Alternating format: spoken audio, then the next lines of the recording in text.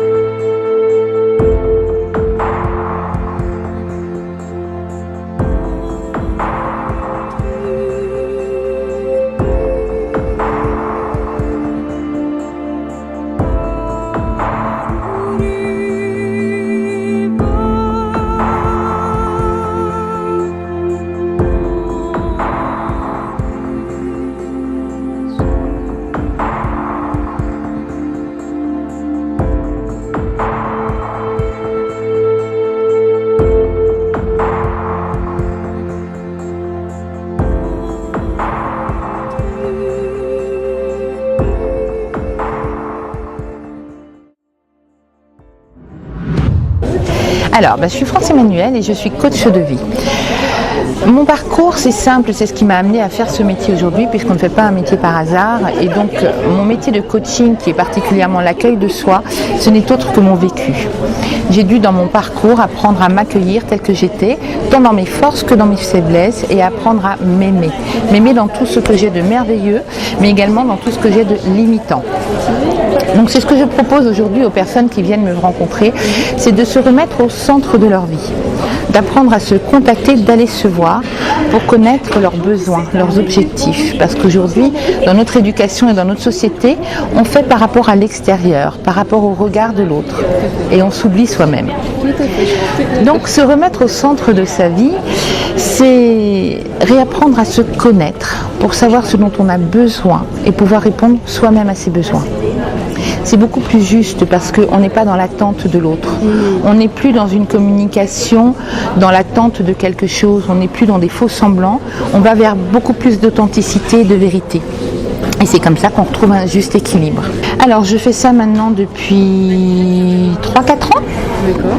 Pour ça, j'ai fait bien sûr des formations. J'ai fait un parcours de coaching complet. Je suis maître praticienne en PNL. Donc la PNL, c'est la programmation neurolinguistique. C'est ce qui permet d'avoir une nouvelle communication grâce à nos 5 sens. mais également tout ce qui est non-verbal, puisqu'on parle des 5 sens. J'ai fait de la psychopathologie, donc là aussi un cursus complet, enfant, ado, adulte, ce qui me permet de comprendre la construction de la psyché et de voir où sont les blessures. J'ai fait de la traumatologie, bien évidemment. Je suis consultante intuitive, donc je peux proposer des lectures intuitives. C'est un travail que j'aime beaucoup parce qu'il est très doux. Je travaille beaucoup dans la douceur. Je crois que la société est suffisamment... Merci. La société est suffisamment violente, agressive, pour que quand une personne vient me voir, déjà elle se remet beaucoup en question. C'est pas facile. Je ne veux pas ajouter du stress au stress. Donc je travaille dans la douceur. Et la lecture intuitive me permet d'avoir des images, des mots qui ont toujours du sens par rapport à la lecture que je vais faire, par rapport à la personne. Alors moi je fais des séances d'une heure, sachant que je demande souvent avant la séance si la personne a un impératif derrière, parce que ça peut déborder 10 minutes, un quart d'heure, 20 minutes. Si une personne voit des choses un peu difficiles, parce que le travail sur soi c'est courageux, hein. On n'est pas que dans le rire, que dans le plaisir, on peut aussi remuer beaucoup de choses qui peuvent être déstabilisantes. Je ne laisse jamais repartir une personne dans ses énergies négatives. Donc s'il faut déborder un peu, on déborde. Par contre, je dirais que c'est oser. Oser prendre la liberté d'aller vers soi et oser la liberté d'être. Merci beaucoup. Merci à vous.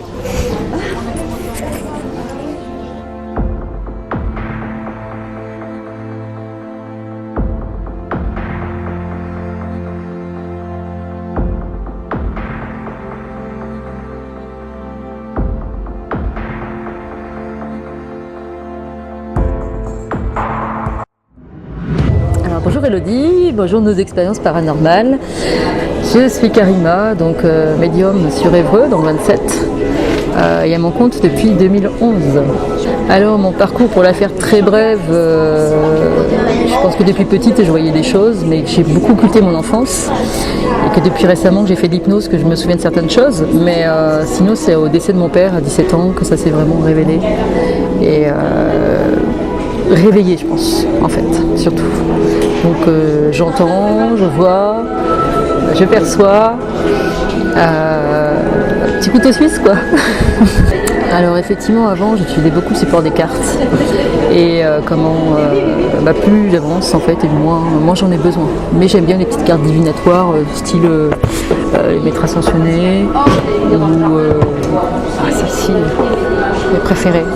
Parce qu'en fait elle ponctue souvent la fin des consultations avec quelque chose qui est très pertinent et qui résume ce qu'on a pu dire en fait dans la consultation. Là, par exemple on est au salon de Chamfol et hier ça n'arrêtait pas quoi. Je voyais des âmes passer, alors elles ne me parlaient pas nécessairement ou j'étais pas nécessairement apte à les entendre parce que j'étais dans ma petite vie et que j'avais pas vraiment envie de commencer à bosser, mais je sais me mettre en off, voilà, je sais me mettre en off, mais sinon effectivement on n'est jamais tout seul quoi. Déjà de se dire effectivement qu'ils ne sont pas fous, qu'il y a vraiment des capacités chez chacun d'entre nous, et alors je veux dire d'essayer d'avoir confiance, c'est pas évident, d'apprendre à prendre du recul certainement pour mieux discerner et prendre conscience que certaines pensées ou certains flashs, j'aime pas ce mot là, mais certaines visions qu'ils peuvent avoir, c'est pas du ridicule, c'est pas de la bêtise, mais c'est des capacités que je pense que tout le monde peut avoir, et je leur conseillerais c'est d'aller pas nécessairement consulter, mais d'essayer d'en parler à quelqu'un d'ouvert en tout cas. Il y a des associations aussi pour ça, et d'oser aller en parler avec quelqu'un en fait. Alors les projets pour 2017-2018, saison 2017-2018, c'est de continuer la radio, j'ai le droit de le dire. Donc c'est Radio Cristal, pardon. Sur Radio Cristal, 102.9 à Évreux. C'est une radio locale où je réponds à des questions précises aux éditeurs. J'ai pour projet de créer des ateliers et des tables rondes pour justement, comme tu disais en plus, aider les gens qui ont besoin d'avancer sur leur cheminement et de comprendre ce qu'ils font, ce qu'ils ont, ce qu'ils entendent, ce qu'ils ressentent. D'être beaucoup encore dans le partage et dans l'échange avec les gens en fait. Ok. Et puis faire des conférences, continuer à faire des conférences bénévolement auprès d'associations à droite à gauche en France et pourquoi pas ailleurs. Aide-toi, le ciel t'aidera. Non, j'en ai plein en fait. Mais déjà au moins celle-ci, et foi en toi, et foi en la vie. J'utilise le mot foi, mais je suis pas du tout dans la religion. Ça, je le précise parce que voilà. Pour moi, la religion, c'est pas ça. La spiritualité est une philosophie de vie. Vivez votre médiumnité parce que vous avez tous des capacités. Après, plus ou moins les développer, hein, mais vivez. Il y a trop de gens qui sont enfermés, qui sont tristes. Et c'est pas ça la vie. Voilà. Merci beaucoup. Merci Jolie, merci les expériences paranormales.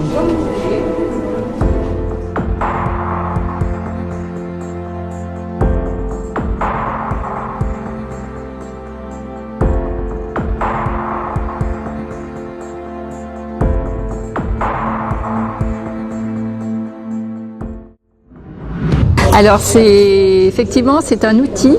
C'est un outil qui permet d'accompagner les personnes en décodage émotionnel, c'est-à-dire à se libérer de toutes les émotions qui sont pesantes, souvent les émotions qu'on a refoulées, qu'on n'a pas digérées et qui sont là à l'intérieur, on le sait mais on ne sait pas comment s'en défaire.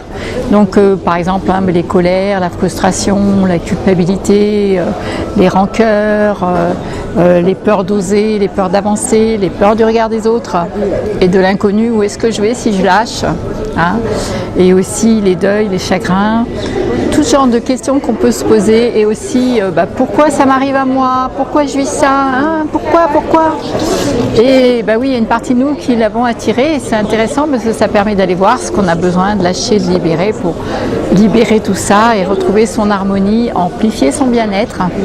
Et je travaille comme ça avec les adultes, les adolescents et les enfants. Ça fait plus de 5 ans parce que cet outil m'est apparu en 2012 et j'étais déjà dans les soins énergétiques auparavant.